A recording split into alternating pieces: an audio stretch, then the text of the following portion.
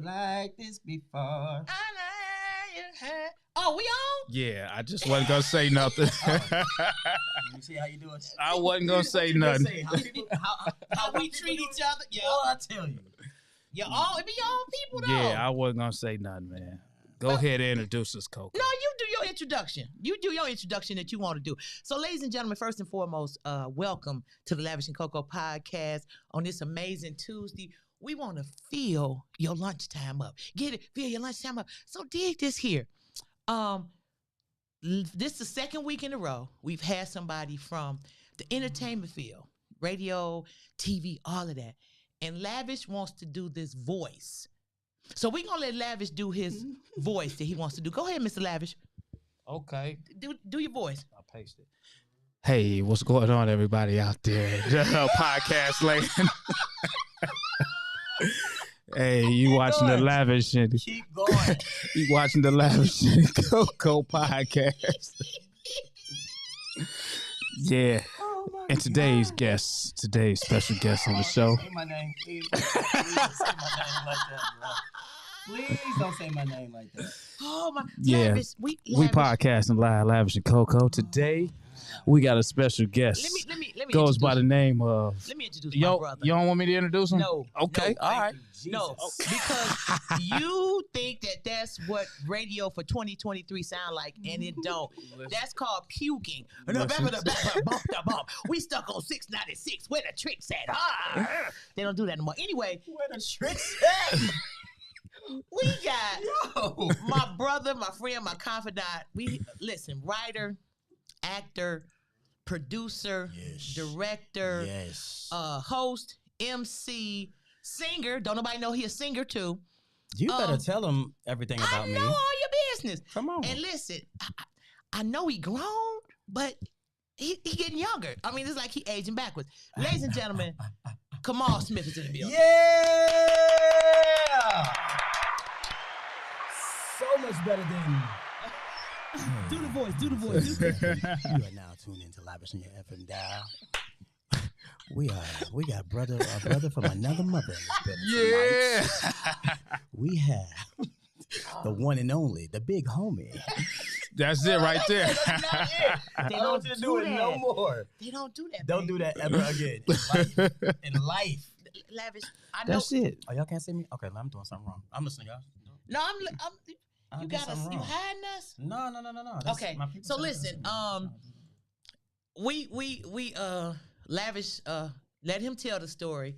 I was sitting on the park bench and I was just had a sad look on my face reflecting on my life, and he walked up to me and said, "Hey, Coco, I got a podcast. You want to be a part of what's going on with me, baby doll?"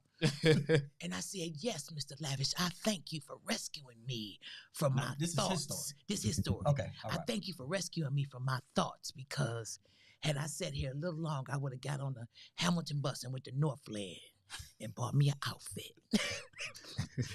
Thank you, brother. Thank you. Thank you, brother. Thank you so Lavish. much, brother. I will never be able to repay you so many layers of kindness that you have bestowed upon me. Now, how did the story go, Lavish? Nothing like that. I didn't think. I had to. Yeah. It couldn't have went like that. Nothing But like that. that's the story in the hood. Okay. That's all the right. hood story. Yeah, Lavish said, he rescued you, and you was kind of chilling, and you was like, "Yeah, I'm with it." I'm like, "Sir," And on the way to Northland. on the way to Northland. Yeah, on the green field. No, see, I caught the Hamilton. I caught the green field. No, we caught the Sometimes I got on the Dexter. Y'all Oh, too you west was- side for me. You was courageous. Yeah, because you was on Yeah. the east side. Mhm. You went. What high school did you go to? I went to Cass Tech though. Okay, you Yeah. But Cass- I'm blocks away from Finney. Well, it's not Finney no second more, but Cass Tech, second to none, as they say. You know. I don't know about that, man. All You right, know them let's Cass just- Tech people, man. Don't do that. We're They not gonna, so- that's they not what we something came else, here man. for. You You did know. not invite me on the show. So don't do that. Leave the Listen, Lavish. Now Leave the it's a few- technician alone. Leave Yeah. the technicians We alone ain't bothering because nobody. They like a coat. yeah, you go outside, your car will be covered with green and white. You'll think it's fungus on it, and it be them Cass technicians Yeah. out Yeah. there. So leave them alone. Reverend Horace Sheffield One call. is a technician, Yep. and he'll make the call. And that man Lavish over there talking about the Cass technician. You know, I graduated in 1944 from. Let me stop. I love you, Reverend Okay. Sheffield. I love Don't you, do that Reverend to the Sheffield. Reverend. I'm sorry, Reverend Horace Sheffield. I'm sorry. So listen, we got my man Kamal Smith, And I've had the pleasure of working with you on a couple projects Yes. in radio and all of those things. TV. TV, yes. And the thing I like about Kamal is his ability to switch gears. Now, I know y'all saying, oh, everybody could. No. You can walk into rehearsal with Kamal. He's stickler about time. Yes, I am. So if rehearsal started at 6, if you wasn't there at 5:45, you was late. We got issues. It's a problem. So Kamal will walk into rehearsal with you at 5:30 and help you carry your snacks into rehearsal. He'll help you. Listen, he will help you carry them hot Cheetos and that Faygo and them chili fries. Yeah. At 5:30. I'm gonna help you. At 5:45, you better all that better be put away. Because he go from, hey, I don't like when men be screwing stuff in my face without my permission. Coco, stop. We're not doing that on this show today. Okay. So listen, Kamal will walk in, help you carry your snacks, and you sitting there chilling, talking to him, whatever. At 5:45, he's no longer Kamal Smith. He is director, writer, producer. And people be looking around, and I don't know why. A lot of times I work with him, I was kind of the senior person on the set. They looking at you. And they be looking at me, and I'm like, y'all see me put my shit up? Listen, I put my snacks away. I hung this phone up. I got my script, even though I didn't follow it, but I got my script. For sure didn't follow it. On stage, Lavish, this is not a joke. Tell him, Kamal. Go ahead and tell him. What? We be looking out the curtain like, what script is she on? And then look at me. I'm like, well, we live now, so This be true stories. This is in a couple of productions actually. Cougars, Scattered Hearts. Yes. Coco gonna do her own damn thing, and she's gonna be all right with it. And but it's gonna make sense. I'll give you that. It would make sense, and then So forget what y'all wrote. Just to the point where this, I don't know, it was the second or the third show of Cougars. We just put, because she played like a therapist. Yeah, and the talk show host. Yeah, talk show. Yeah, so we just gave her the script because they the audience wouldn't know, so she had it on the board and just like. I did. So index cards. I had it. Yeah, I was like, look, this is how we're gonna do this for this show, because I think it was the night show. I'm like, we're not gonna mess this night show up. It was. Just give her the script. It was like, what? Just put it on the clipboard, because she's a talk show host anyway, and that's what we did. Yeah. And it's funny, as I laugh, even when I just finished the couple movies that I did. They was like, Coco, listen. I said, listen, y'all. My mind is moving faster than I think we doing what we doing. So it's like, okay. Just relax. Take a deep breath. So it wasn't a disrespect thing, because I let. Oh no, never. Yeah, it was never a disrespect thing. No. But the other castmates looking at me like, come on, going off. And I'm sitting there looking at them like, this man is the director. He wrote this. This is his project. Y'all got to fall in line. I know he helped y'all carry all y'all snacks in. I know. Listen, I know that. But it's 5:45 and it's time to get down to business. So, Kamal, let me ask you, when was the first time that you said, by the way, I need y'all to like this show, share it, and send the information out to other folks. To everybody, yeah. It's so good. This is so good that what we do over here. And we had the Sitting Pretty spa, by the way. So if you want to sit pretty, they do V-steaming and all that stuff like that. That's a shameless plug. Check that out. But it's so good what we do over here, because we such an amazing team, Lavish and I. That's right. Lavish and I. But we want y'all to share this with people, because tell me Lavish at the end of the show.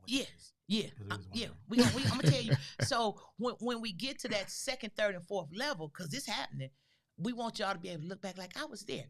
So come on, let me ask you a question. Yes. How old were you when you said, I want to do this? I want to. I can do this. 20. I can tell you, 25 or 26. Really?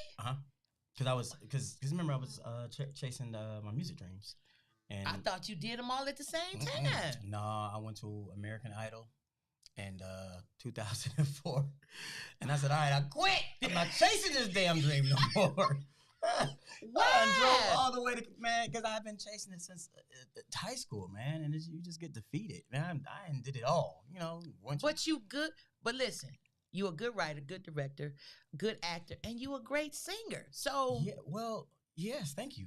But still, at that time, I was done, and then that's when I transitioned into acting. so for you, Mhm. being because being a singer, being a singer, you out front, but then you got these co-creators to your vision. You got your band, and you can always get a drum song. Give it up for my drummer, Smokey Links. Give it up, give him that Smokey. What's his name? Smokey Links. Why is the drummer name Smokey Links? It just fit. It's East Side. Just fit. Smokey Links, hit it one time. Hit it 2 times. No, I don't want to. You gotta do the cymbal sweep. You know. So, what's easier? The writing, the directing, the producing, or all three? Well, I think what's easiest would be writing. Okay. Because it's just you and your thoughts. It's tedious, but it's the easiest because once it's done, it's done. As an actor and as a director, it's like forever going, right? So you got rehearsals, then you're on set. In either which one, as a director, I'm pulled in a million different places, as expected as a director. You know what I mean? So my name is called, often. And then as an actor, you got to be on your stuff. So you can't mess up. You know what I mean? So if I had to pick out of the three, then writing is definitely the easiest. So I got a question for you, and anybody, we need y'all to like and share, send us some questions, all that stuff like that, because people don't ever see what goes on. Because when you talk about movies and TV versus live theater, see, you doing a movie, you could cut. Right. You could cut. You're doing a commercial, you're doing TV, cut, boom, blah, blah, blah. And you could start over. And do it again. When you're live in front of 2, 3, 4, 5,000 people, that's it. Baby. Ain't no do-over. Nah. If you lose it in character or whatever, you got to roll. And however many people and Tyler Perry is the king of losing it on stage. And I love the way he handles it. Because he just go ahead and lose it. Yeah, and just let the audience see that he loses it. And let the audience enjoy that moment. I did that one time. Okay, yeah, because I was going to ask you that. Go ahead. It wasn't... It wasn't even purposely, man, but it was just like at this point there was nothing we could do, so we just let it play. But it was my play called Pictures on the Mantle, and it was me, my boy Chris Patton, and my boy Des Cortez, and we did a scene that was so fun. It was so funny to where we just had to keep it going, but the audience knew. Like, so for one, when I say lost it, Chris had to literally put his head down because he was like literally just going like that. He didn't want the audience to see, what I'm saying, what was going on. And me and Dez recognized what was going on. And so the audience knew, like, it's not that we lost the lines. It was just like, it was so funny and he couldn't hold it in. And so we just kept it going. And so at that point, we were improvising a whole scene about this imaginary dude named Rico. And it was hilarious, man. And that's a moment I'll never forget, ever. I love theater so much. You listen to the Lavish and Coco podcast. I love theater so much because as a stand-up comedian, every time you go on stage, you're creating a live experience. Correct. And you get to take the people that are watching you. It's like taking your family and putting them on the bus and going on a trip with them. Right. So when those instances happen, you hide. You literally like you hide. No, seriously. Yeah, like you're on a crazy high. Yes. And here's the thing. I actually was just doing an interview yesterday, and I told them as an actor, they was like, "Which do you enjoy more, film or theater?" And it's theater all day. I would encourage and tell an actor, a young actress, do theater first, man, because it shapes you to be a great actor. Yeah. Like you have to learn so much on the fly when you're on stage.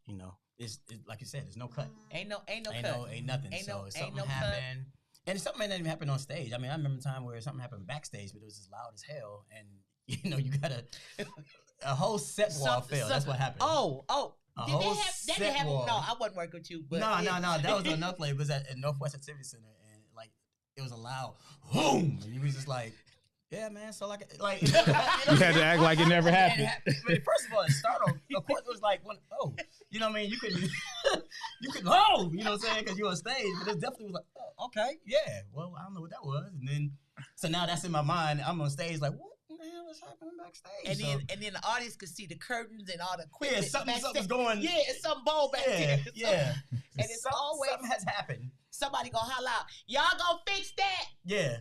And you be like, damn. Oh, they'll let you know, won't they? We can't hear you. Okay, all right. Well, my mic is. Yeah. And like you said, it's. I encourage adults to do theater, and let me tell you why. Because it helps you get out of what you think is a comfort zone.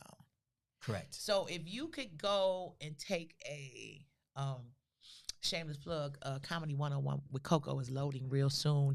You'll be able to come and take the class. It'll be a whole comedy workshop. Do that. Yes, absolutely. Because it's not about being funny or becoming an actor. It's about getting outside of yourself, having fun, and learning something else. Yeah. You know, learning that being awkward sometimes is kind of okay to be awkward. Yes. And people see it.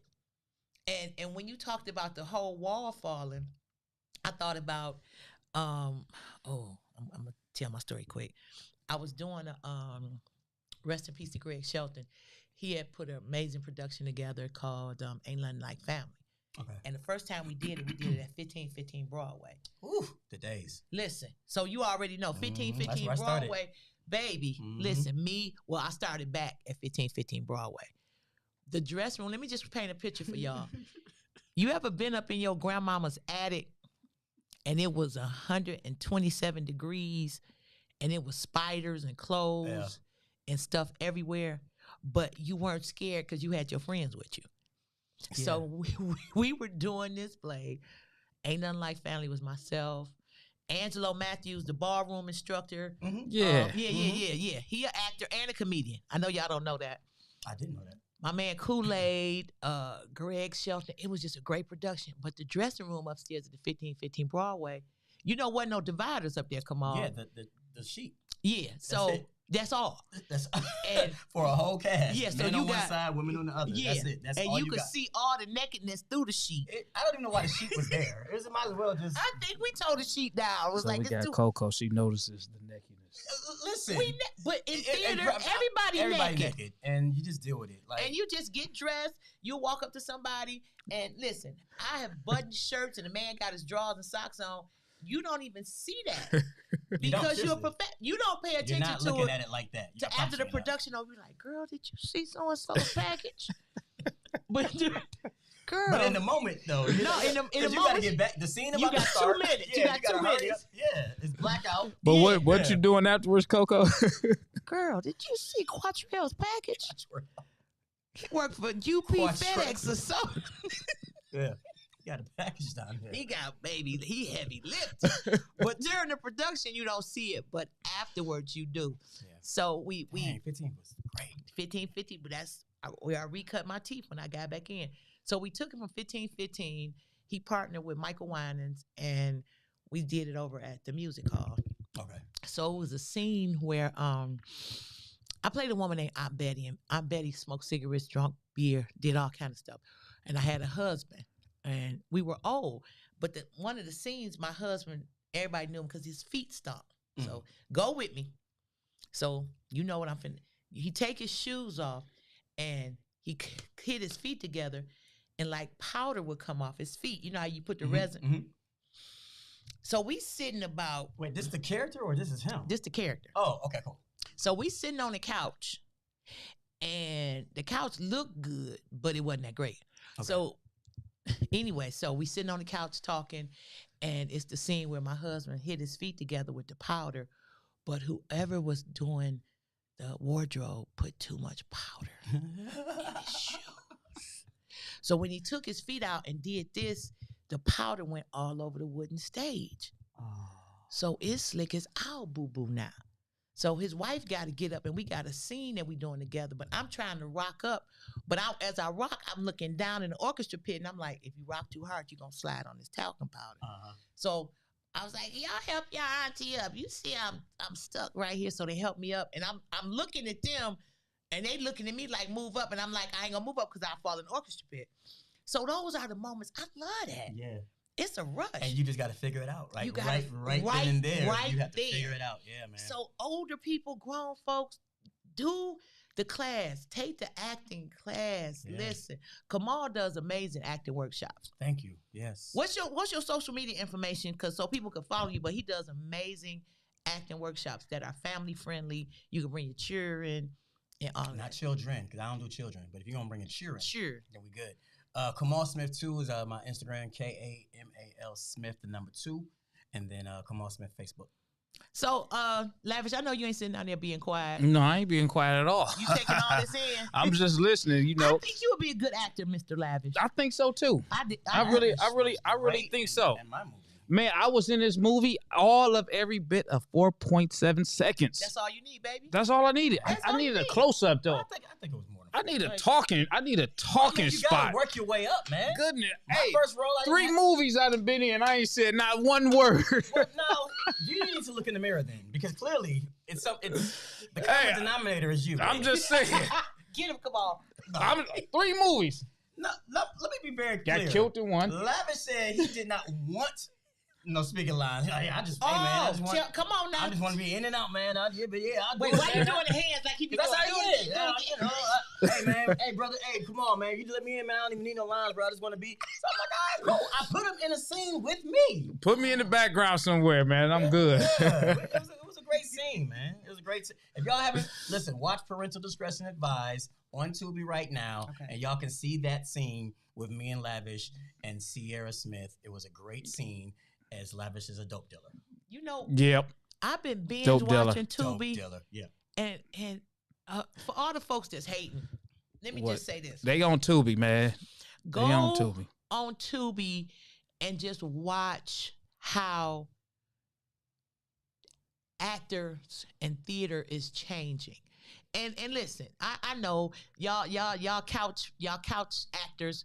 I could do a better job. Well, then do it. Do it. I tell them all the time. Right. If you could write a come better on in. script, write one. Man, it's all good until they actually get out there and see what it takes to actually do this stuff. Man, it's not easy. I was just working with a young lady yesterday, man, and I was like, yo, it's not easy. When you got to remember all these lines and, especially if you're the lead actor or supporting actor and you got all, man, it's like, what? And let's not I'm sorry, you outside. I was about to say, let's not talk about, forget about the elements as we're looking at the snow. Yes. You know what I mean? And you got to act like it's warm. Yeah. You know what I mean? Like, or it's hot. You got to act like it's cold. yeah. It's, yeah. And you got to use the bathroom, but you can't. You you can't. I'm laughing because this one girl, when I was upset, I'm not going to mention her name. It's not a bad story. It's not even a bathroom story. But it was one time where she said, come on, I need a minute. And I was like, all right, cool. But like a minute turns to like 15 minutes. Time is of the essence when you're on set. And, and I was like, well, I'll go back there. Let me go holler at her. Is she good? That's first and foremost. Is she good? Right. And I walked in the room and she was just hurled over doing this. I said, you good? She's like, I'm cramping. I was like, she a V. She a veteran. She a soldier. Okay. So, that's another element that I don't think men think about all the time. Like some of these women are going through their cycle when they film it. They gotta, you just gotta get through it, man. So yeah, man, it's not easy, guys. Please believe that. But it's such a high. Absolutely. That I think I don't think it's the high and the adrenaline and the cut. That's a wrap. For real. Yeah. We had 72 takes, huh? Okay. And you want to just fall out, but you can't because you only got 7 minutes and you got makeup on, so you just lean against the building real cute like this. Yeah. But I love when it. the makeup gets to running, there's all types of stuff, man. But I'm a sweater. I highlight. sweat. The makeup. I'm like the makeup artist standard. I said, she's like, you good? I said, baby, don't even go nowhere. Keep that little apron. Because you see that they put this hot ass wig on my head. Right, Sean. You just stay right, Sean. And then I've been pulled to the side like, Coco, what are you doing to your wig? I'm like, this wig hot, right? And y'all know I don't normally wear wigs. Okay, we want you in the wig. Okay, well, y'all gonna have to put a little Amazon fan up under this wig. Insert a Yeah, little something, some ice or something. So I want to get back to Mr. Lavish and his roles where he said they didn't let him talk. Now, yeah, man, I'm tell me trying. about the other two. Well, the other two, let me see. Look at it. Look. And it was cool because you had Reem and Beezy. They hit me up for a role because you know me. If I know you doing a movie, I'm on your back. Right. Put me in there. Put me in there. So I had, I can't lie. They be making exceptions to get me in there somewhere. Yeah, we do that. They gonna make them exceptions. Absolutely. So the first one, I was in jail, and I walked from one cell to the other. That was it. How did you? How did you walk? Were you hardcore? Yeah, I had to do it with the swag. With the swag? Okay. Yeah, So you don't mess with him. Yeah. Type dudes? Okay. Then later in the movie we had my car wash, and then I passed another same thing. Yeah. Passed the bag. I ain't get to talk. I think you said you got killed. That was the second movie. When you passed the bag in. Yeah. Okay. That was Code of Thieves. Oh, okay. Yeah. Gotcha. Wait, how did you die though? Did you die? They ain't even see it. Hey, so we exaggerated death. No, so you don't get to see the actual shoot. You just get to see them shooting at me and then my hand go up. You don't get to even see that. Okay. But while we were recording, they were laughing because I was like, they was like, look, yeah, this gonna happen. So when they had did my scene, they had shot whatever. So me, I'm like this. It fell back like. And he wanted every minute of that. I can't breathe. Wait a minute. Nah, we rolling? Okay. So they over there. You get that? Hey, they over there laughing because I'm like, what? And they like, dude, you ain't got to do that. I'm like, well, I was, trying to, So they do it. They do another take. So I'm like, what you want me to do? It a little bit faster. So then, How your hand? How you do your hand? How you do your hand? I'm like.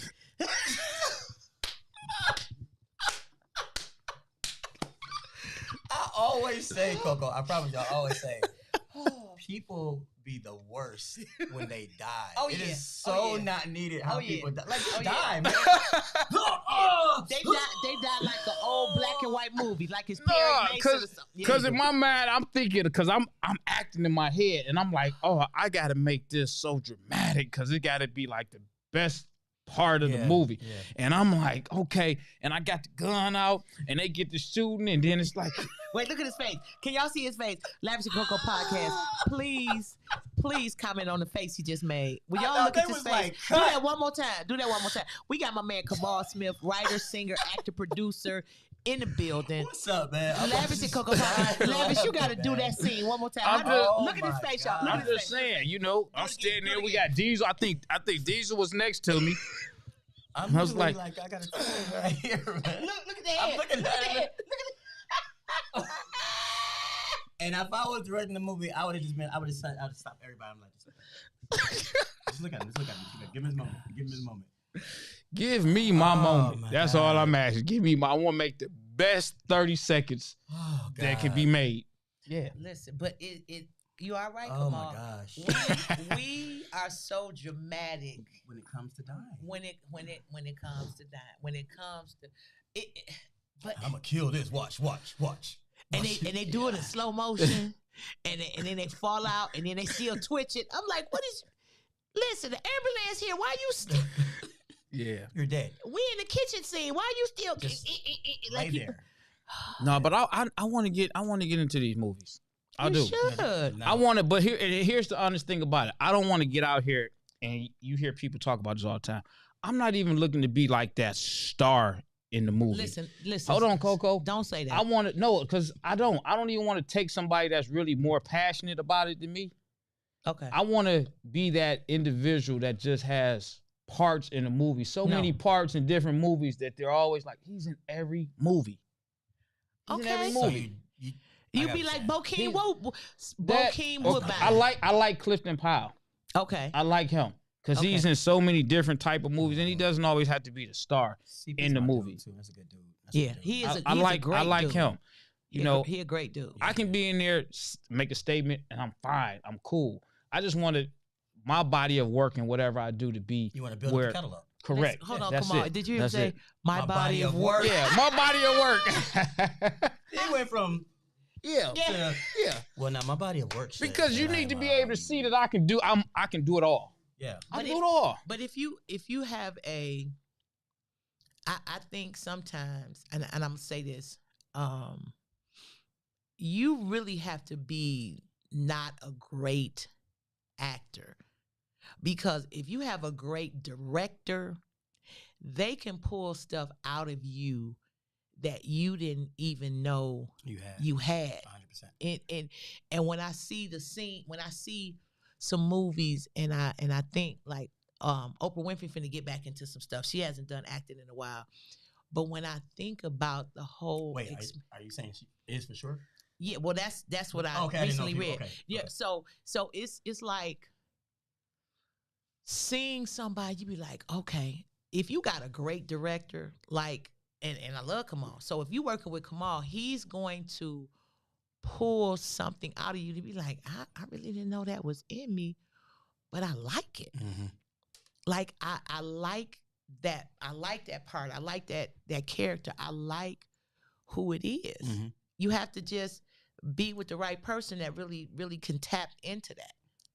As with any relationship, if you're around some people and they're good at what they do, they can pull the best out of you. Mm-hmm. Just like it's people that can pull the worst out of you, there are people that can pull the best out of you. So Lavish, I'm not saying don't do what you do. I'm saying allow yourself the whole experience. Yeah, no, I'm definitely for that. I'm definitely open for anything, but I know it's like people like you'll look and say, hey man, you can't just walk into this room and expect to be here.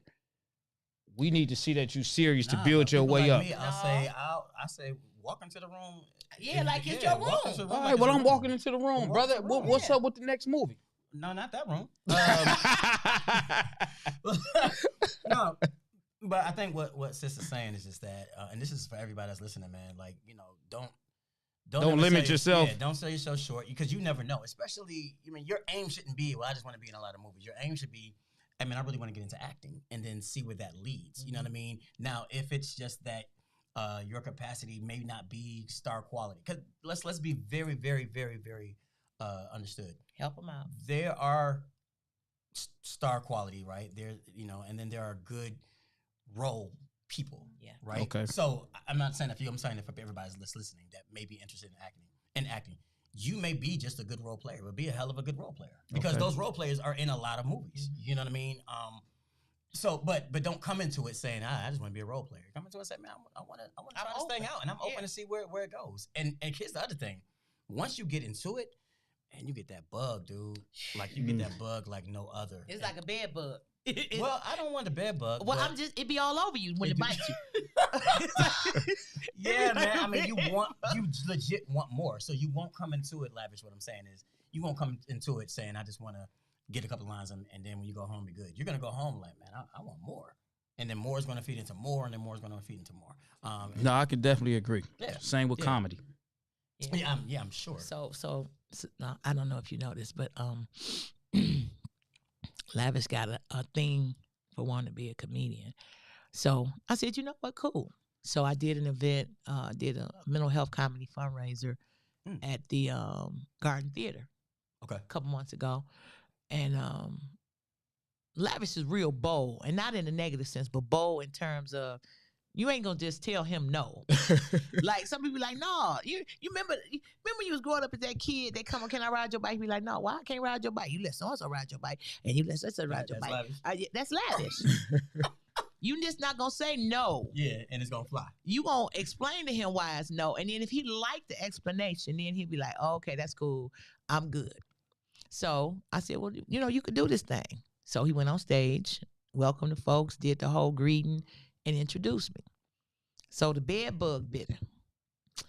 And we did a Christmas fundraiser with Terrence Burnley. We see greatness in you, whatever. So Lavish went on stage and did some time. How many minutes did you do? Like I did 5 You did minutes longer and than 41 seconds, I it believe. wasn't. I think you did 10 minutes. I gotta look on my. You did 10 minutes, bro? I think. Listen, It was up there. I was up there. It wasn't quick. and we did sort of. We had already talked about it behind the scenes. Me, Mailman, D. Jones. They was like, "How much time?" I said, "Let him." You know, I'm like Queen from Hoodlum. So Bumpy went on stage, and they looking at me. I did my hand like, yeah. Bumpy went on stage. It was Lavish, and they was like, "Give him the light." I did like this, like, let him go.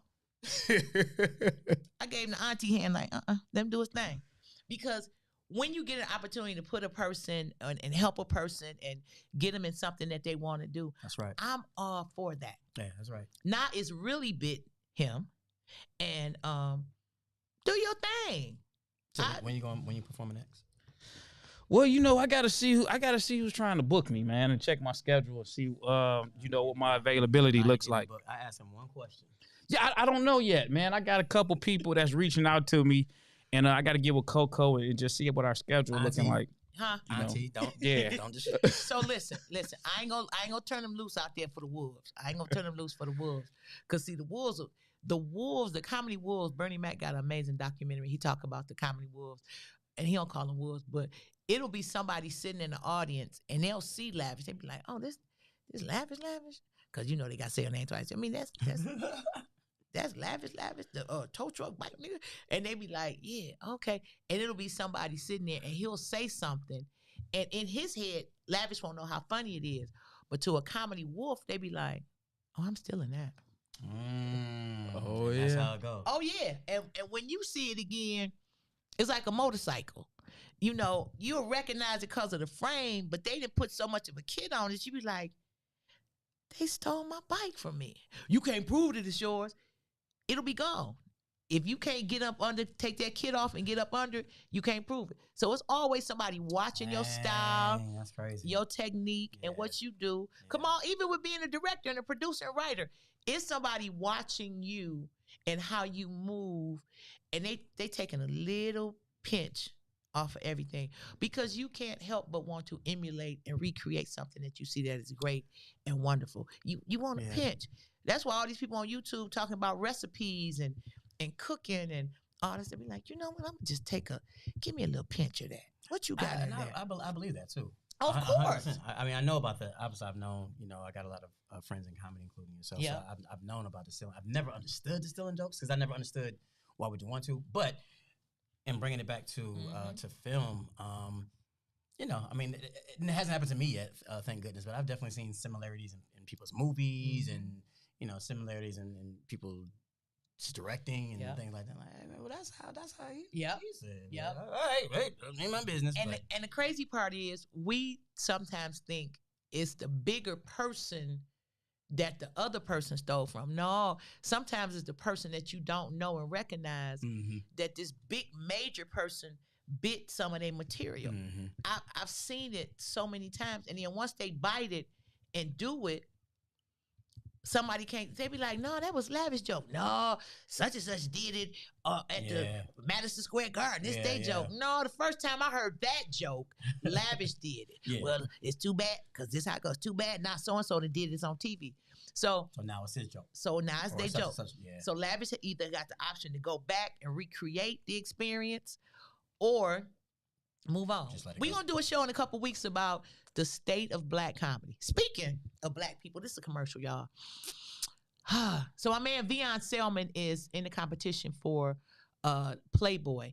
And Playboy is doing a lot of major things. So Vion is originally from here. He's an actor. And you can follow him as Vion Selman on all media platforms.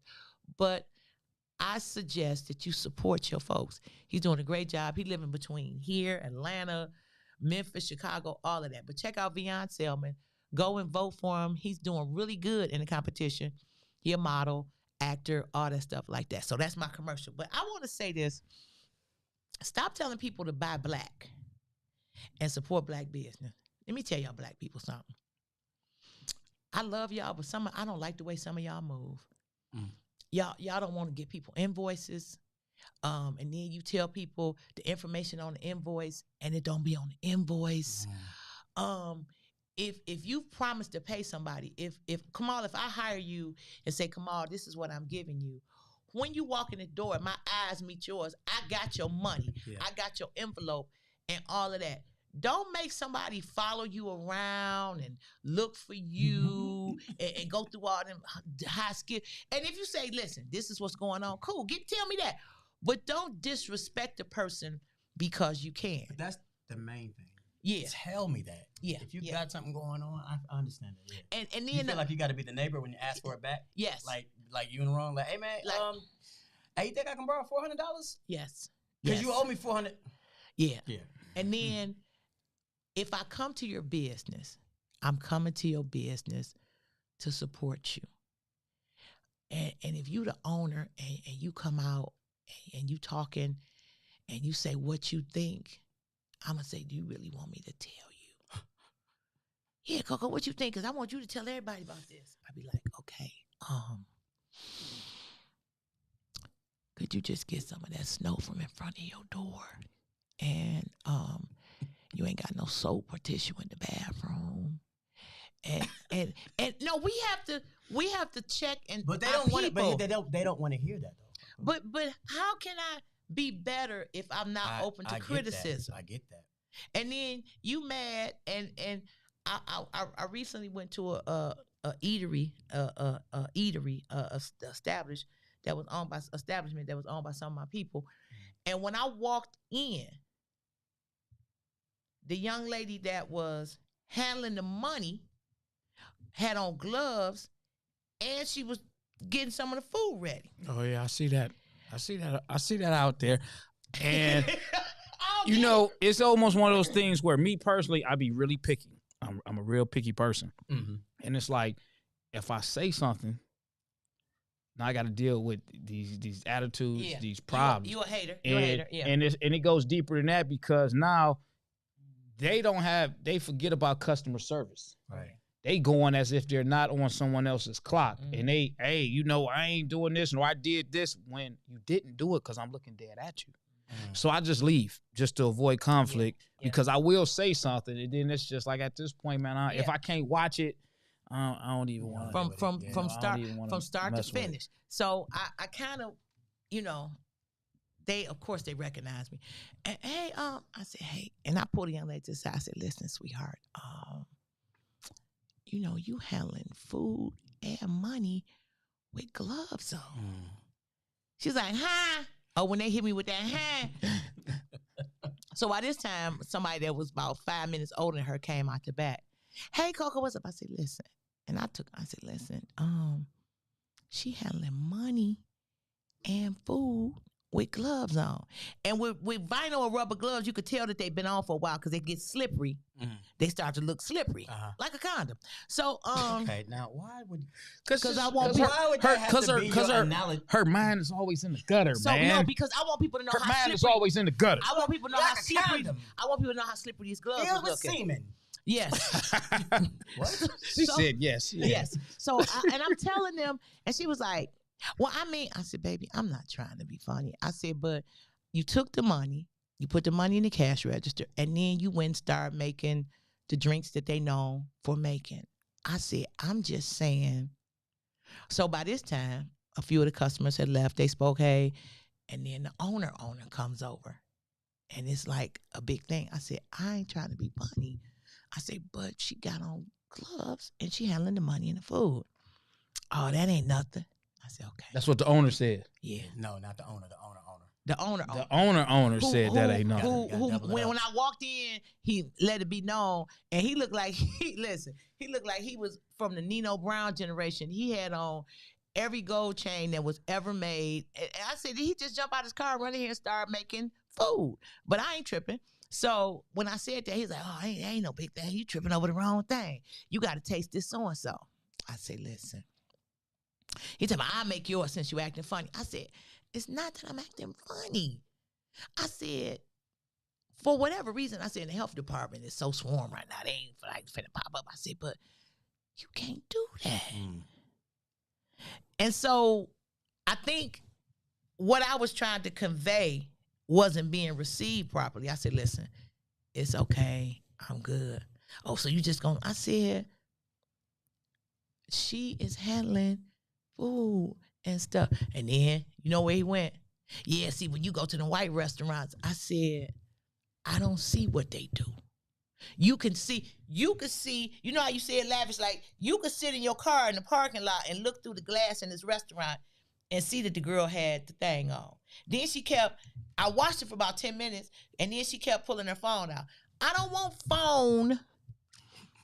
I don't want phone and money in my drink.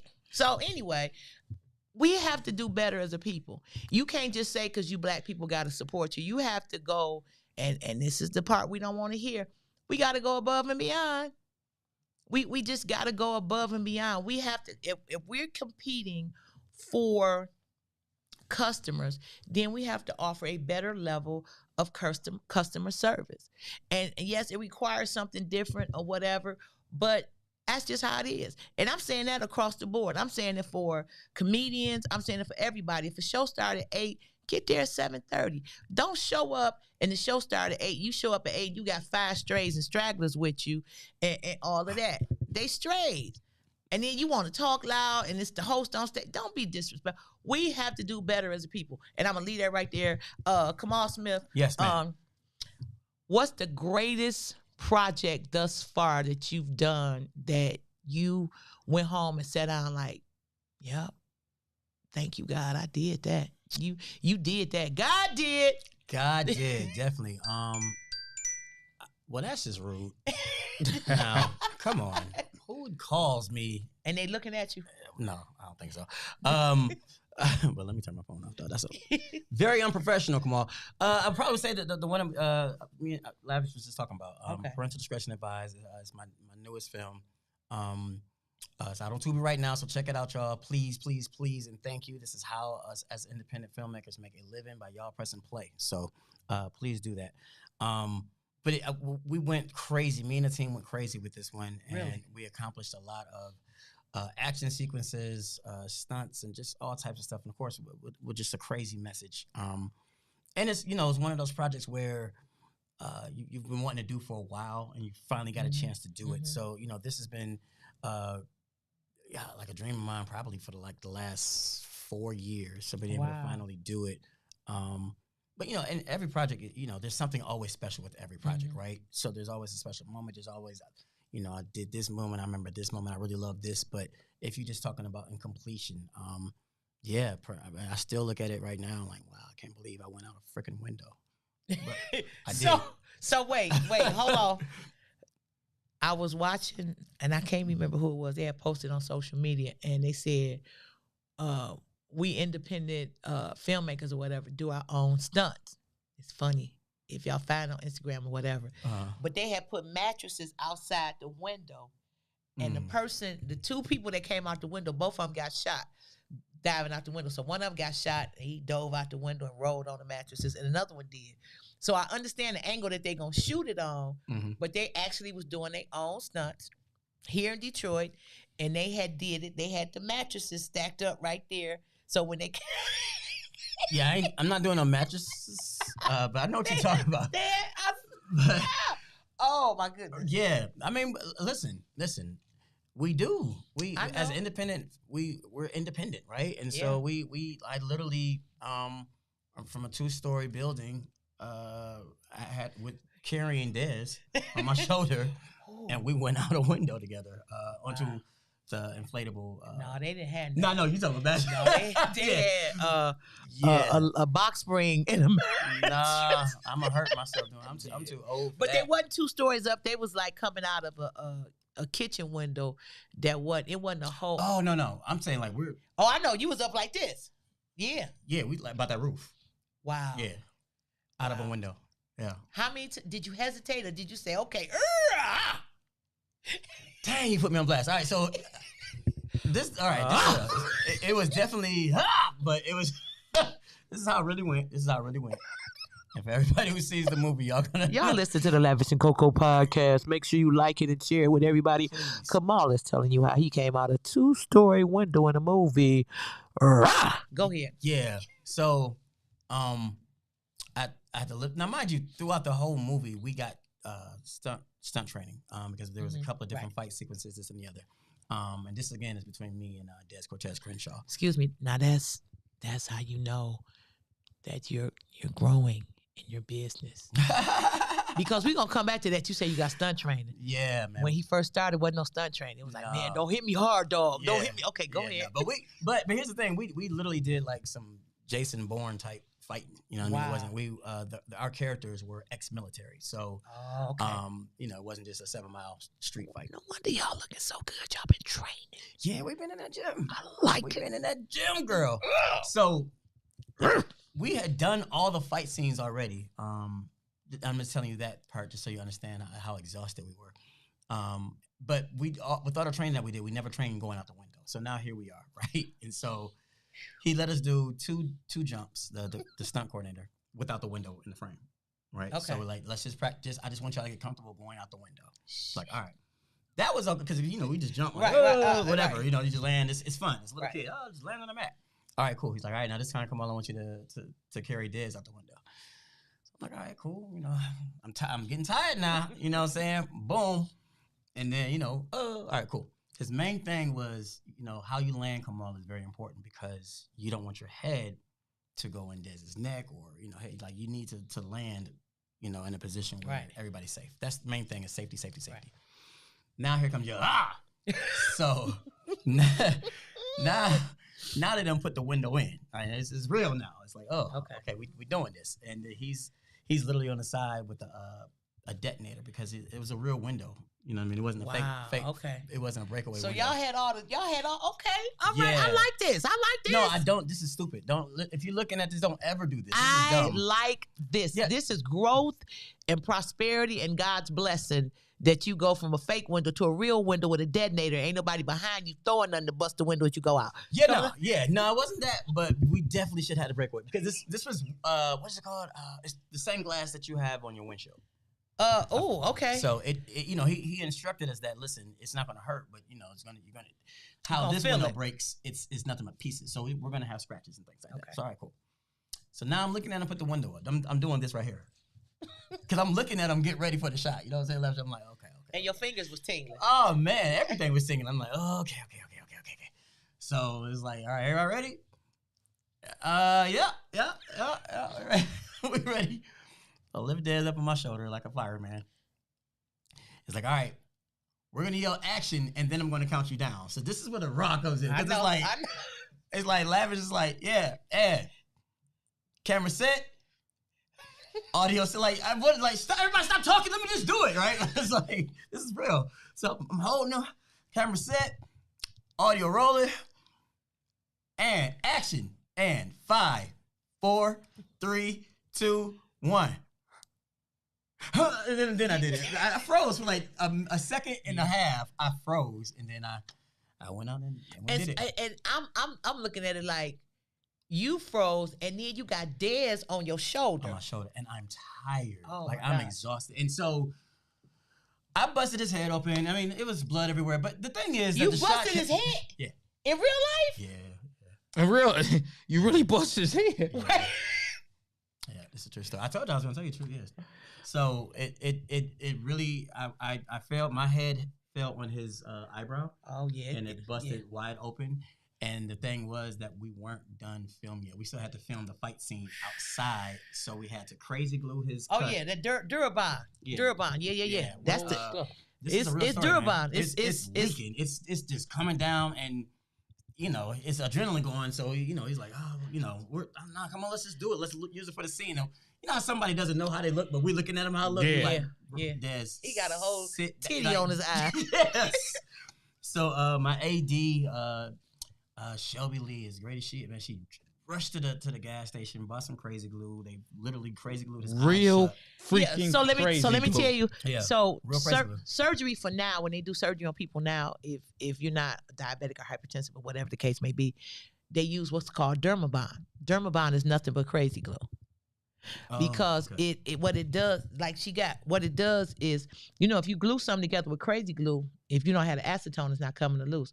So with the Dermabond, it's the same thing. When they glue it together, my nails look horrible. When they glue it together, it don't start to come to loose till after a week. By that time, your skin is healed. Yeah.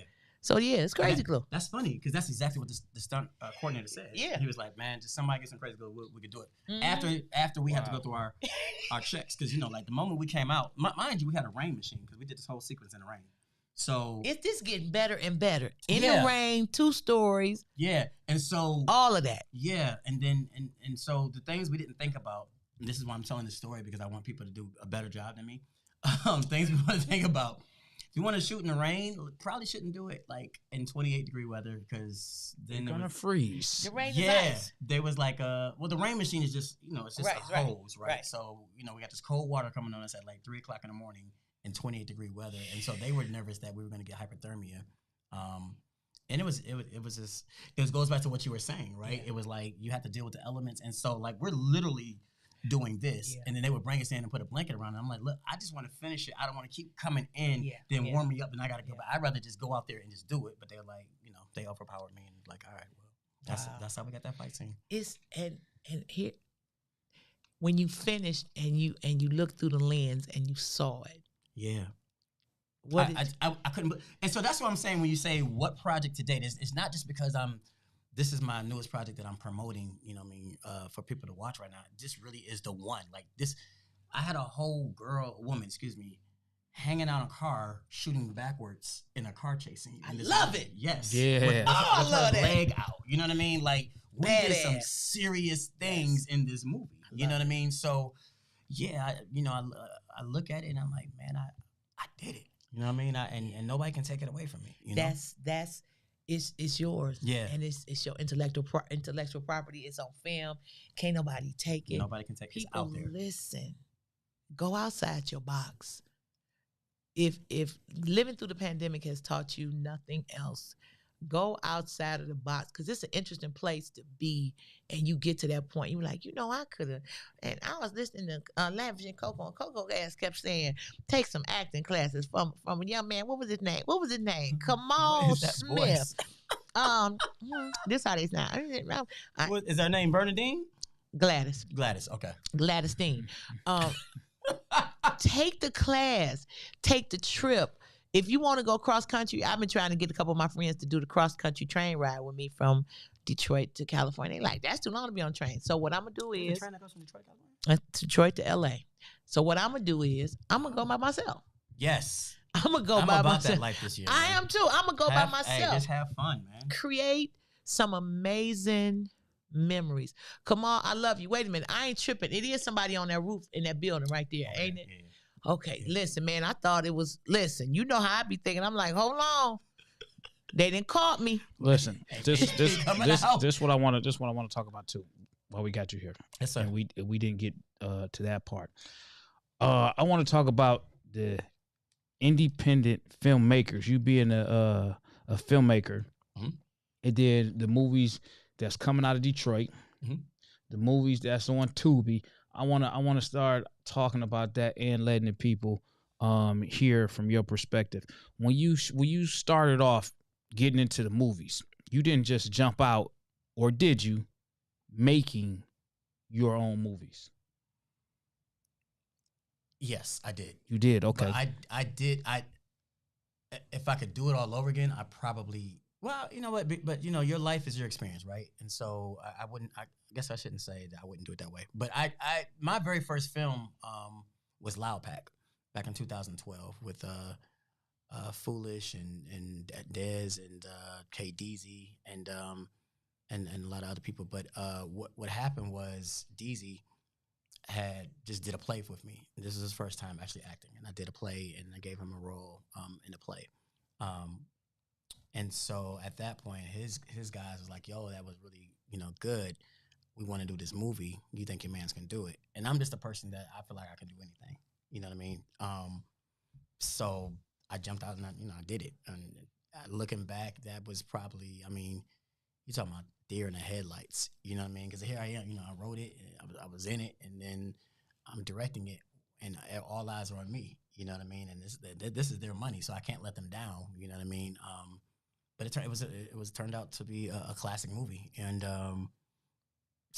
but would I encourage it right now to just jump out and do it?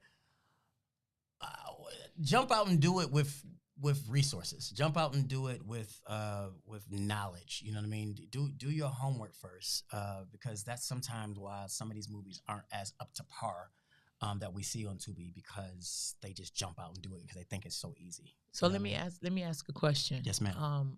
Because you said jump out, but do it with your resources. Yeah. Do you suggest even a person, because there are people that have the money but they don't have the knowledge, and sometimes we're on the side, we have the knowledge but we may not have the financial resources. I'm gonna ask you this: do you believe and support the concept of interns and apprenticeships? Absolutely. When you come on my, and this is a lot of people's sets that I know personally, because we're all a big film family, but I mean, you're gonna see, man, parental discretion advised had like 4 or 5 interns on there. Okay. You know what I mean? And I can't speak for everybody, but I do personally know constituents in the game who are the same. We want people to learn. I want people to come and learn. If you really want to do this, then come do it. You know what I mean? What's so funny is this has kind of nothing to do with it, but it is kind of what you're saying. I was watching, I don't ask me why I was up late last night watching the making of Training Day. But Antoine Fuqua spoke about how he didn't want to do it on a set. He wanted to bring the authenticity of LA into this film, right? And so he took it to the hood.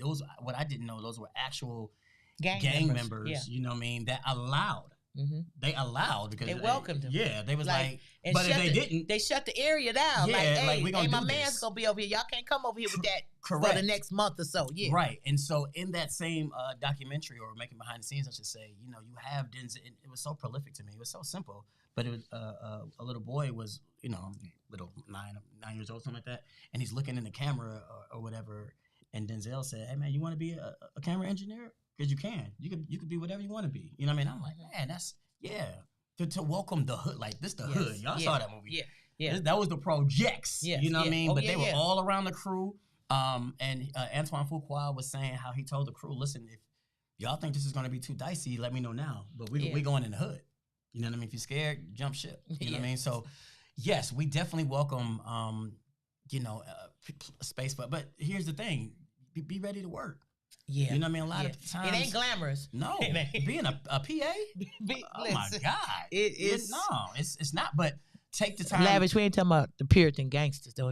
We ain't talking about them PAs. We talking about the PAs. We ain't talking about your Castle When I Puritan. say PA. Being a PA is not a it ain't an easy life. job, no, man. But it's a rewarding job. It is a rewarding job. Yeah. I'm talking about Puritan Avenue though, but you talking about something I'm else. talking about production it ain't assistant. okay because my PA is just it's not an easy job, but it's very rewarding.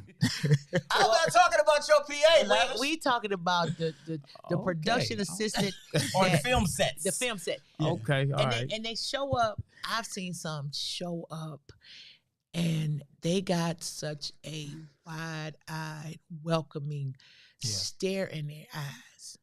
And it's like, and I've had conversations, and I remember I had a conversation with some young ladies. I think they went to Michigan State, and they were from Iowa or whatever. And it was like, so Miss Coco, can we talk to you? I'm like, who told you that? I was like, yeah. Listen, we told our parents what we were doing and what we were working on, and they were kind of concerned. And then we told them about you, and I'm like, all these people here, why you tell your parents about me? Yeah. We told them about you, and then they went and saw your stuff on YouTube, and they like, okay, she's fine. I'm like, I ain't even a star in this project. I'm like, I got a walkthrough scene, but I get it. People find comfort, and you find solace in the person that's comfortable or whatever. But they were so with it. Yeah. They listen. They went and got food. They did all the stuff, and they took the notes and all that stuff. I think we have to sometimes put on different hats and play different roles to get the stuff that we want to get. Agreed. We gotta. I'm serious about stepping outside the box. Yeah. No, you definitely got to step outside that box. I know I've been doing it. And don't ever think that you can't learn, even when you're at the top. Coco can still learn stuff about comedy. I do. I can still learn stuff about writing, directing, and acting. You know what I mean? Like you got to want to progress. You know what I mean? I will go on a set right now if I feel like I'm going to learn something. Yeah. And get coffee. I'll be the coffee man. Yeah. If I feel like I'm going to learn something. Yeah. If I can be behind certain individuals and I'm a water run, I'll get it. Yeah. I'm on the way. I'm not afraid to. And sit in the back and just pay attention and. Yeah, I do whatever I need to do. I got to zip the dresses up. Okay, I do that. Come on over here. If I think I can learn something, yes, and that's the part for the freebie too. You always open. I think we have to always be a student of life. Absolutely. We have to be willing to learn stuff and try different things. And when you get to that point when you don't want to do that no more, just pull your car over and just sit on the bus stop where Lavish found me. Oh my God! Full circle. Full circle. Ba-da-ba, baby, y'all saw that. 40 minutes later, I swung that motherfucker right around like a bye. Yeah. Oh, baby, that's how you bring that joke back. Call it back. Hey, so listen, Kamal. Yes, let me ask you this too, because I want to talk about the independent films. When you do these movies, you're doing these movies and they're on Tubi. Mm-hmm. But before I even speak on Tubi, I'm going to speak on the amount of work that's in these movies. And I'm speaking for the people that do not have a relationship with the filmmakers. Yeah. The ones that just sit out and they watch these movies. Because I've had people ask me, hey, Lavish, you know what? Why don't you ever get on your podcast and talk about these movies? Because some of these movies, some bullshit. Mm-hmm. But the way I look at it is a little bit different, seeing that everybody has a different story. Yeah. Everybody's story is different. Everybody's visions is different. And when it comes to these movies, learning what I've learned so far versus people that's not even able to get close to these people, I see like, hey man, what you might think is some bullshit is somebody else's hard work, man. I'm so glad you said that. You know, it's a lot of hard work, and I say that because I see it. I look at it by seeing what you do on set, and what some of these other filmmakers do on set, and I'm looking at the money that's involved. The people that's not in this world, the film industry, they don't understand that it's a lot of resources, a lot of finances, a lot of time, a lot of blood, sweat, and tears that go into these movies. So if you were to say to anybody out there, it's like, man, that movie was some bullshit. And everybody has their opinion. Everybody's everybody has their opinion and everything. But what would you say to people to give them a better idea of a take to when they look at these movies? Yeah. So I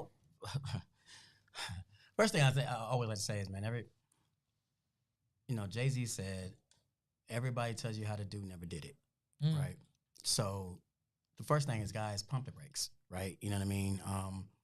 But I like to look at, and what I always explain, as far as movies and being an artist, is we're all just artists, right? And we all have our own canvas to paint on, right? And how I paint my Picasso is different from how Coco's going to paint her Picasso, and how Lavish is going to paint his, right? But at the end of the day, and I was guilty of that too. So let me, what I will say is, years ago, maybe a couple of years ago, maybe two, I would say that too. And then I had to understand, man, like, completing a film is hard, y'all.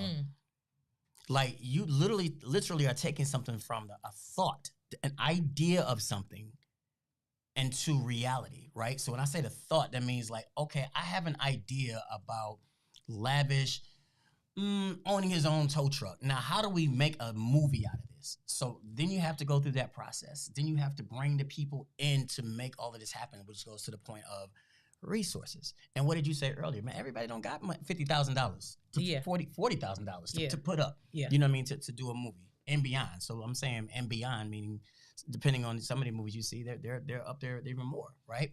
So there's that. So then there's the actual going to trying to raise money and for the film, you know what I mean? And going to the resources and, hey, man, can I borrow this? Or, hey, pitching the idea to people to give you the finances to do it. Now you have the finances to do it. You might not really even know what you're doing because you just have this idea, right? About, I see all these movies. I think I can do one too. So what people need to understand is it's long hours, and I mean long. So just think like anywhere from 12 to 15 hours. Maybe not every day, but on this, anywhere from 4 days a week. That's the plant life. Yeah. Right? Usually a shoot is probably about at max maybe 12, 13 days, just depending. I mean, if you're doing a series, it's even more. You're in all sorts of elements. You're tired. You're fatigued, right? And I'm not complaining. I'm just letting y'all know this is how it is. So it looks all glamorous on TV, but when we're actually making these movies, guys, like we are exhausted. You know, we're in no sleep mode for all these certain days. You're game planning on things. You're problem solving because now the truck done broke down that we're using for the shot. Yeah. Shoot. Yeah. Now what? Okay. And it's got to be the same truck because we shot this truck, or we've already identified this is Coco's truck. Continuity. Got to be the continuity. So don't forget to add in, you got a set with at least 10 to 20 actors and actresses, and everybody's fabulous. Everybody is fabulous. Everybody's fabulous. Everybody's fabulous. You call time is 2 a.m. and you know you're going to have that person that show up at 4 a.m., but they didn't put it in the group email. Baby. They didn't put it in the group email that they had a show to do that night, so they going to show up. And then they show up half-cocked and blah, blah, blah, blah. And then you got to deal with that. And then when it come time to feed the people, this person don't eat chicken. They don't eat fish. They don't eat cheese. They don't do milk. Listen, you didn't put that in the email. So we got Alfredo. You didn't put it in the email. So like my mom used to say, well, then don't eat. You know what I mean? Yeah.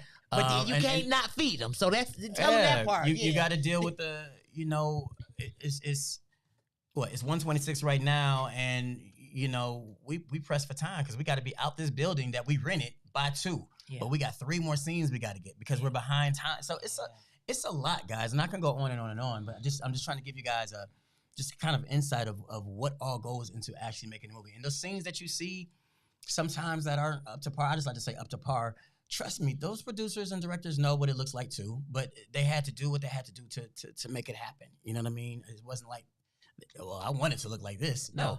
We got to go to plan B and C because we just got to make whatever happen, but we have to finish this movie.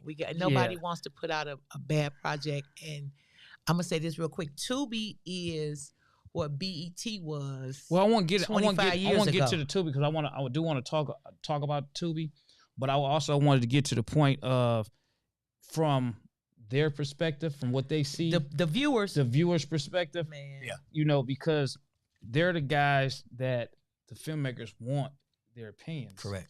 They are our employers. So when the streets say, "Oh, that's a great movie," the filmmakers they want to hear that stuff. Yeah. But then on the flip side, you got some people. I mean, they're not going to be supportive of whoever. It doesn't matter. Absolutely. You might even have Detroit. I won't even say Detroit because I think we're hot right now as far as the movies. We're flaming right now. I think that. Yeah, but you'll have people in places that won't watch Kamal Smith's movie because it's Kamal Smith. Mm-hmm. I remember Kamal Smith from him being this guy and they want to support you. But that's another story within itself. But I just people when they see these movies, you have good and you have bad, and every movie might not be for everybody. Some people like romance movies while others like action movies.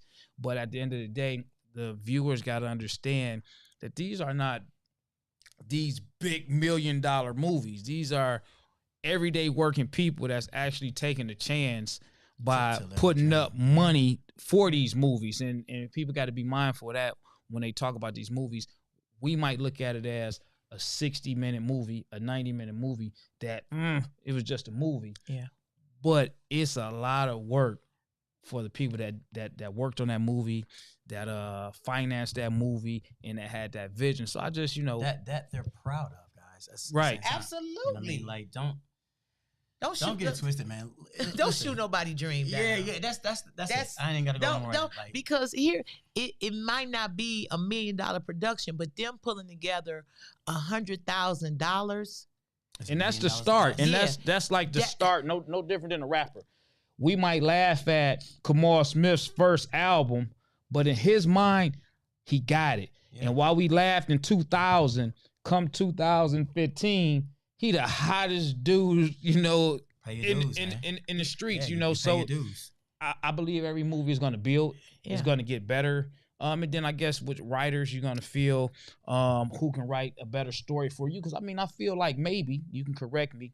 You might start off with a certain writer or director, and as you grow, your vision might change from what their style is. You got to collaborate sometimes. Yeah, and I think I mean, the name of the game is obviously resume, right? So the reason why I've been blessed to be hired to direct all of these movies is because at some point I guess I understood what I'm doing, right? And You do. Yeah, and so what I mean. But was people looking for me off the rip? Probably not. You know what I mean? It was probably somebody else. You know what I mean? When it comes to writing, same thing. You know what I mean? It's a plethora of movies that are written by Kamal Smith, right? So if you can, afford to hire me, why wouldn't you, right? Because when you see a movie of a certain quality, you'll say, "Hey, I want that." Not just the writer and director. Who's that camera guy? You know what I mean? I want my movie to look like this. Who's that actress? I want my movie to perform like this. You know what I mean? So it's all about resume building, and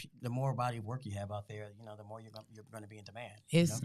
And I think that goes along with the whole you create. People used to say supply and demand. I say no, it's demand and supply. You create something that people want what you got. So they be like, listen, I want to get Kamal, but man, if somebody hires you to do a project, they gonna have to shift their game. Man, listen, you heard Coco say if you get there 15 minutes on early, you still late. But iron sharpens iron. So if they know you got a certain level or a certain criteria that you require to work with people and to have people work with you, then it makes them say, yeah, let me go on, give him these bands because the man do a good project. He might as well. So if that's what you want, if you want to get better, then that's what it is. So don't disrespect the humble beginnings. And Tubi know what they're doing because they make the money with the advertisers. So the advertisers believing in Tubi. Like I was saying, Tubi is the BET when Robert Johnson owned BET. That old BET when they was paying comedians $125 to come to LA and do Comic View, but that's a whole nother show. But they would give you $125 and you had to fly yourself out, put yourself up. So you lost money. You lost money, but you had exposure. But and that was the trade-off. That was the trade-off. No, I couldn't afford to buy a plane ticket, and my folks had to buy a plane ticket and put me up. But once I got there, and you get spliced and sliced, and you get every week you in a different episode of Comic View, it makes a difference. So Tubi is now the BET of old, and it's gone. You could go there, and it's going to be. You could see the movies, and you could celebrate the movies, and put the person's name in. I want to put Kamal Smith in, and all the stuff that Kamal Smith has done. Tubi me. Hey, so Kamal, let me ask you just about the whole Tubi thing, because we see memes about the Tubi and the Tubi movies. Yep. The best way for people to support you is to watch on Tubi. At the current, and support all of us. I mean, that's our moneymaker, man. That's how we keep the lights on at home. You know what I mean? Every time y'all press play, it means a lot to us. We don't take that. And hire him to come to your church or your school or your community center and work with him and talk to him and hire him to do an actor's workshop. Yes, I do that. He will do an actor's workshop or a training session, a confidence building session, and all of those things, because it's the stuff that you don't know that you need to know that you can only get from a person that is skilled and learned. He will show you how to jump out a second-story window.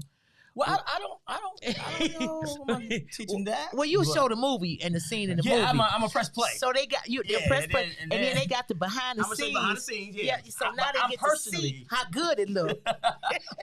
No, we ain't gonna recreate it. I'm not gonna do it. Right. Yeah. Okay. Yes. And then Lavish will show you how to die. Lavish, do the scene in the movie that you did. How did you? I ain't Come on, don't get shamed now. I ain't gonna do it, Coco. You have to pay me for that, man. Oh, well, okay. Yeah, I gotta check the budget. Check the budget. Yeah, I gotta check. Send me an invoice, please. Yeah, I gotta check. Give me an invoice. Hey, what you tell me? My ADR. You know what I'm saying? Your average daily rate. Yeah, my ADR. So can I tell them the story? So Lavish reached out to me because somebody reached out to him about doing a movie, and he called me. She gonna make me sound so much like a rookie. No, but listen, it's stuff that you don't. I listen. But I was sounding like a professional when I was. But on the he phone. called. No, but listen. So when he called me, hey, that's all that matters. I said, listen, tell them this what your ADR is. He said, hey, I said, that's your average daily rate is what you will do for whatever. And I gave him some numbers. They was decent numbers. I said, you give them this, and once you top out, you can't go bottom back down. And these people, their average daily rate, they getting $100,000 a day. Yeah, because I had told them, I was like, what you tell me, you want $50,000 a day? No, I told them I need 25. I ain't mad. I ain't get a call back. Oh man, listen. They'll call you. They may not call you back, but somebody else gonna call you. You told them was that 25,000 a day? 25,000. I mean, they want to book Lavish 25,000 a day. I mean, I just don't work for free. Yeah. And I don't work for anybody. Yeah. Ladies and gentlemen, you have checked out the Lavish and Coco podcast. We hope you enjoy spending your lunchtime with us, and we hope you filled you up. Make sure you like us, share us, and subscribe to us, and go back and check us out. I got one shameless plug to make. You had a lot of shameless plugs. I'm gonna keep. I ain't ashamed.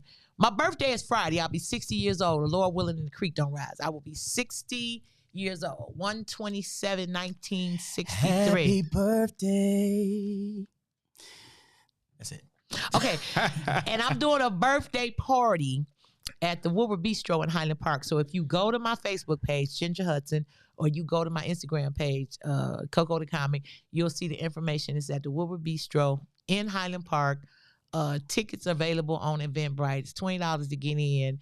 And we serving dinner at 9 p.m. So come on out, celebrate. I was going to do something really, really big. I was going to do it at the Garden Theater. And then I called everything off. And my friends were like, oh, you going to do something. Well, you going to do something. Some good friends. And then we going to give you something. So we going to charge the people $20. If they love you, they going to show up and blah, blah, blah. And you take this money and do something nice for yourself. I said, well, wait, you can't do that. They said, listen, shut your ass up. Yep. So that's what they did. All right, Come on. Do what they told you to do. Shut your ass up, Coco. So we You've been wanting to show. tell me that, ain't you? Last man told me that spanked me first. So follow me at Kamal Yeah. Smith 2, Kamal Smith 2. Yeah, I'm on Facebook at Kamal Smith. Please watch my movie, Parental Discretion Advised. It's streaming on Tubi right now. And also, speaking of Eventbrite, Joe Smith's actual new movie that I'm leading man in. It's called A Good Man. It is going down February 10th at the Riviera, and those tickets are also on Eventbrite. So just hit up Eventbrite. You said Joe Smith, and I went. Joe, Listen. Joe he do it for you? Yeah, but see, he like my brother, but I just appreciate just being around handsome men. Because he like you and Lavish. He look good, smell good. You see my mom, he always a gentleman. What y'all didn't see behind the scenes, this guy couldn't even sit down. Coco all sniffing him like a bloodhound. Kamal is my little brother. You smell good. Oh, what kind of cologne is didn't this? Say it like that. I said, she said it a little bit. You smell good. I said, you smell good. What cologne is this? It smelled like Savage. It wasn't that cool. It was more. Man, damn Lavish. Of all the things you could be coming off Puritan, a hater shouldn't be one of them. I'm not a hater. I'm just being honest on what it was, man. jealous? Goodness, I'm not jealous at all. You want me to coot on you, Lavish? No, I'm just saying what it was. Nobody cooting nothing now. They don't coot no more? Can we close the show, Lavish? All right, y'all. You sound like you're in radio. Okay, wrap it up. We're gonna wrap this show up. We gotta wrap this show up. All right, we about to go ahead and wrap this show up, everybody. You watch the Lavish. Crude on you. That's all. Now I gotta walk out the door with that on my mind. Thank you. Thank you for that in my brain. I'm sorry. All right, y'all. Make sure y'all like, follow, and subscribe. You can find me on all social media platforms at Lavish T. Williams. You can go on Instagram, Coco the Comic. You find Coco, Facebook, Ginger Hudson, and what's that other one? Because I never get the other one. Twitter, LinkedIn, all of that. If you go to one, you'll find the other one. Check out Kamal Smith. And this is all I want to say to y'all. Ooh. Come on. Hey, you know I'm an actor, right? Please cut this off. No, I'm saying I'm an actor. I got something to show. I'm going to show y'all how to coot. I'm going to go on my Facebook page. I'm going to be cooting for the next 10 minutes. Yeah, come on. The next movie, give me a role. I just gave you a role. No, I'm saying the next movie. I When need a you bigger died role. like Pretty Tony, he gave you a role. I don't want. Let me get something active. You know, let me tell a story. You want lines? I want a line. Okay. Yeah, give me a line. Look, I got something to show you. Watch this. Look. Check this out. I'm in here. Look at that. Look at that. You see that? That's me. Look at me acting. I'm looking at you. You see that? What is this? Where you at? This was Darren's video, but this back when I was doing rap videos. And we're gonna keep it there in the past. Is that Eminem? No. No, that's me. Look at this. No, you not ain't you. white. No, look, that's me right That's there. Rick Look at Ross. that. Look You at about to that. get slammed. Look at that. Hold on, look at me. You finna get your Where ass he at? whooped. That's me right there. Did you see my fighting scene? Yeah. Yeah. Look at that. Look at my fighting scene. Look at the Ooh, face. yeah. Look at the face. All right. You see the face? Okay. Look at that. We're- I'm acting. Yep. You acting. Look at Acting that. up. You see that? Okay. Did you see that? We saw it the first time. Okay. Oh, wait, somebody in that cool named it? Yeah, I don't know about that, but Hey man. Hey man. Hey man. Get y'all peoples, man. Where we at? They over Where we there. Yeah. Over here talking about some cooting. Hey, we out of here, y'all, man. Y'all be smooth. Y'all Holla be back, easy, man. man. Just